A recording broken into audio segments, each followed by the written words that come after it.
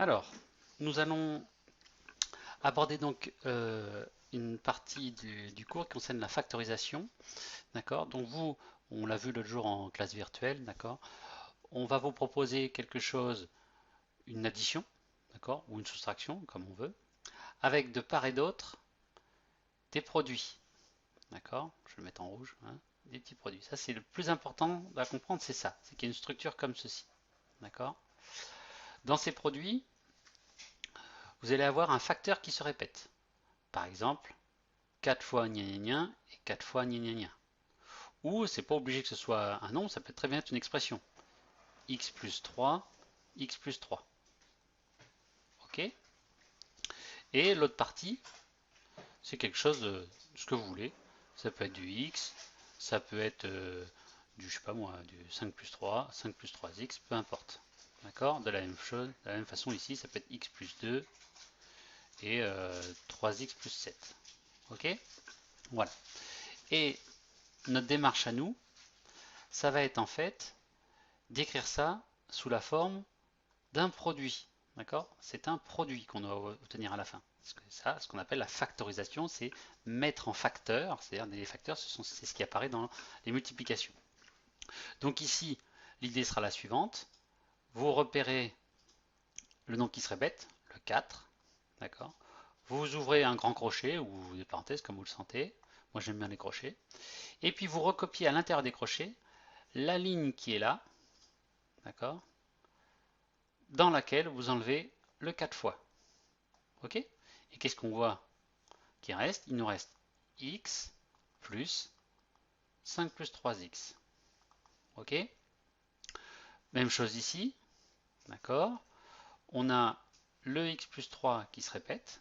Donc je le recopie. J'ouvre un crochet. Et je vais recopier dans cette ligne-là. D'accord? La ligne sans ce x plus 3. Je n'oublie pas de bien garder les parenthèses. Il me reste donc x plus 2 moins 3x plus 7. Voilà. Et là, on a factorisé. Alors, il peut être intéressant un petit peu de mettre un petit peu d'ordre là-dedans, à savoir, enfin, je vais reprendre celui-là, le dernier là, x plus 3. Le fois ici, pas utile de le garder. Je peux ouvrir mon crochet et supprimer les parenthèses qui sont là. D'accord? Ça, on l'a déjà vu dans le développement. Ok. Quand on n'a rien devant les parenthèses, on peut écrire directement le contenu sans les parenthèses. En revanche, quand vous avez un moins devant une parenthèse, le moins va agir sur tout le monde. D'accord? Sur tous les signes des nombres en jeu. Donc ça nous fait moins 3x moins 7.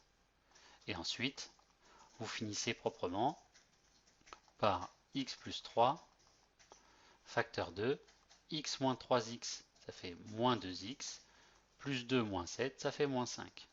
Voilà, et là vous avez factorisé très très bien.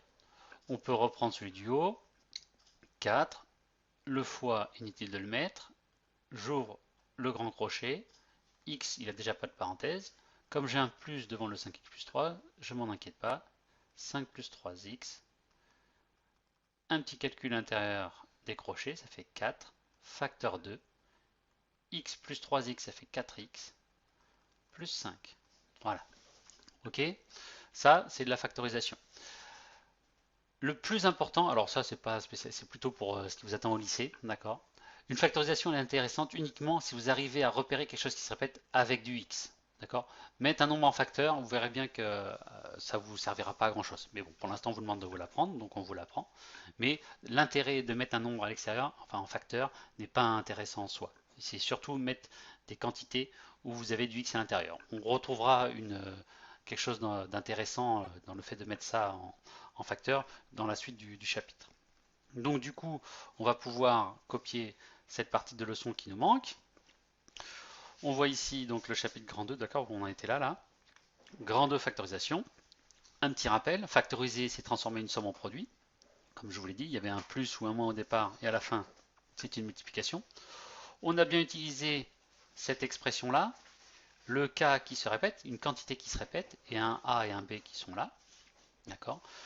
Donc ici, je vous donne un exemple de VVKDOM de quatrième, comme je l'ai écrit.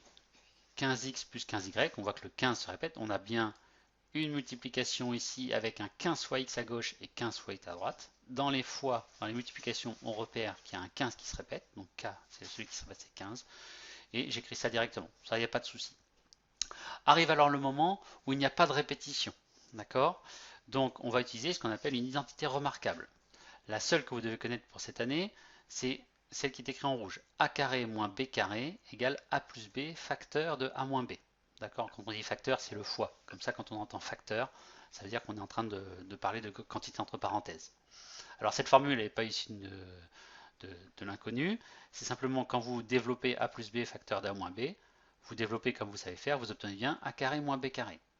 Donc dans l'idée, comment faire un petit peu, si vous voulez, pour factoriser des expressions qui ressemblent à ça. On l'a déjà fait aussi en classe virtuelle. Je vous donne un petit exemple là dans la foulée. Je vais effacer ça. Et puis on va regarder, je vous rappelle simplement comment ça fonctionne. Caramba, c'est pas ce que je voulais faire. Tac. Et ça veut pas aussi, ça veut revenir. Oui, c'est bon. Donc je vais effacer, ce sera mieux. Hop. On efface un grand coup. Ça veut pas. Je vais mettre sur pause. On a donc la version où rien ne se répète, mais qui est inspirée uniquement de cette formule-là, à savoir vous allez avoir quelque chose qui est mis au carré, moins autre chose qui est un carré, et vous pourrez écrire un couple de parenthèses avec l'une d'entre elles qui contient un plus et l'autre un moins, A plus B et A moins B. D'accord? Exemple de base, celui-ci, ok, on l'avait vu, donc je vois un nombre au carré, et ici le 5 au carré, il faut le voir comme, pardon, le 25, il faut le voir comme un 5 au carré, d'accord? Je vais demander du rouge, moi, je vais demander du rouge, 5 au carré. Donc du coup, vous avez vos parenthèses avec x dans un premier temps et 5 dans un deuxième temps, d'accord? Puisqu'il faut que le carré ne soit plus là. Comme là, il n'y a pas de carré, vous imaginez que c'est un carré et vous prenez la quantité directe. Ok? Deuxième petit cas qui peut se pointer, c'est un truc comme ça, ok, où là on n'oublie pas en fait que on doit écrire en fait les racines carrées des nombres qui apparaissent. À savoir, ici vous avez 4x carré, c'est en fait un 2x qui a été multiplié par lui-même. Donc c'est 2x fois 2x, c'est-à-dire 2x au carré, ça fait bien 4x carré. Et ici un 6, parce que 6 au carré, c'est-à-dire 6 fois 6, ça fait bien 36. D'accord? Petite version encore plus fun, un truc comme ça. Ok. Là, vous dites quoi? On peut très bien imaginer, je vais changer de stylo. D'accord? On ne changera pas de stylo. Si, on va changer. Je reviens. Donc ici, on peut très bien voir le premier terme a carré moins b carré.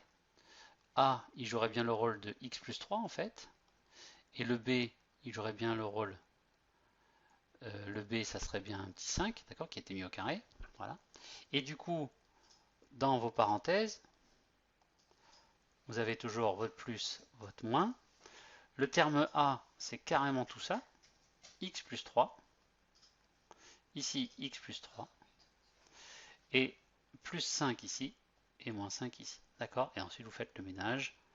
X plus 8, facteur de x moins 2. Voilà. D'accord?